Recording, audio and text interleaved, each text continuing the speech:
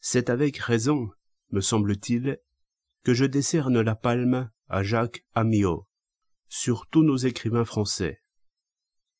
C'est d'abord à cause du naturel et de la pureté de sa langue, en quoi il surpasse tous les autres, pour la constance mise à un travail aussi long, et pour la profondeur de son savoir, qui lui a permis de révéler avec tant de bonheur un auteur si épineux et si ardu. Car on peut me dire ce que l'on veut.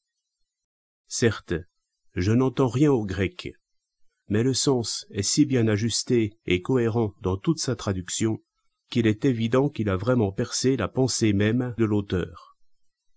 Ou bien qu'une longue fréquentation lui a permis d'intégrer à son propre esprit l'essentiel de celui de Plutarque, au point qu'il ne puisse rien lui prêter qui vienne le démentir, ou qui puisse le contredire.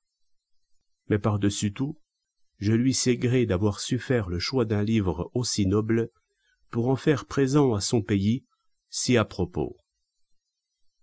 Nous autres, les ignorants, aurions été perdus si ce livre ne nous avait pas tiré du bourbier. Grâce à lui, nous osons, à l'heure qu'il est, parler et écrire. Les dames en donnent des leçons aux maîtres d'école. Bref, c'est notre bréviaire. Si cet excellent homme vit encore, je lui suggère de faire de même avec le livre de Xénophon. C'est une tâche plus aisée, qui convient donc mieux au grand âge. Et puis, je ne sais trop pourquoi, il me semble que même s'il se sort très habilement des passages obscurs, son style est tout de même plus naturel quand il n'est pas contraint par la difficulté et qu'il suit son cours naturel. J'en étais justement à ce passage où Plutarque dit en parlant de lui-même que Rusticus, assistant à l'une de ses conférences à Rome, y reçut un courrier de la part de l'empereur, et attendit pour l'ouvrir que tout soit fini. Selon lui, l'assistance loua particulièrement de ce fait le sérieux du personnage. Et en effet, Plutarque, en traitant la question de la curiosité et de cette passion avide et gourmande pour les nouvelles qui nous fait abandonner toute autre chose avec tant de précipitation et d'impatience pour parler à un nouveau venu et perdre tout respect, toute attitude conforme aux convenances pour décacheter soudain, où que nous nous trouvions, les lettres que l'on nous apporte, a eu raison de louer le sérieux de Rusticus.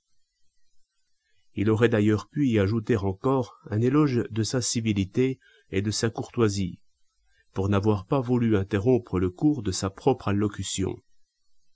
Mais je ne suis pas sûr, à l'inverse, qu'on puisse lui faire des louanges pour sa sagesse, car il pouvait bien se faire que recevoir à l'improviste une lettre, et notamment d'un empereur, sans la lire immédiatement, puisse avoir des conséquences préjudiciables. Le défaut contraire de la curiosité, c'est la nonchalance, vers laquelle je penche bien sûr par tempérament. J'ai vu des gens qui s'y abandonnaient au point que 3 ou 4 jours après, on retrouvait dans leur poche les lettres qu'on leur avait envoyées, sans avoir été décachetées. Je n'en ai jamais ouvertes, non seulement celles que l'on m'avait confiées, mais même celles que le hasard m'avait fait tomber entre les mains. Et c'est pour moi un cas de conscience si mes yeux surprennent par mégarde, quand je suis auprès d'un haut personnage, quelque chose de la lettre importante qu'il lit. Personne ne fut jamais moins curieux que moi, et ne fureta moins dans les affaires d'autrui. Du temps de nos pères, M. de Boutière, parce qu'il soupait en bonne compagnie, faillit perdre Turin pour avoir remis à plus tard la lecture d'un avertissement concernant les trahisons qui s'échafaudaient contre cette ville, qu'il commandait.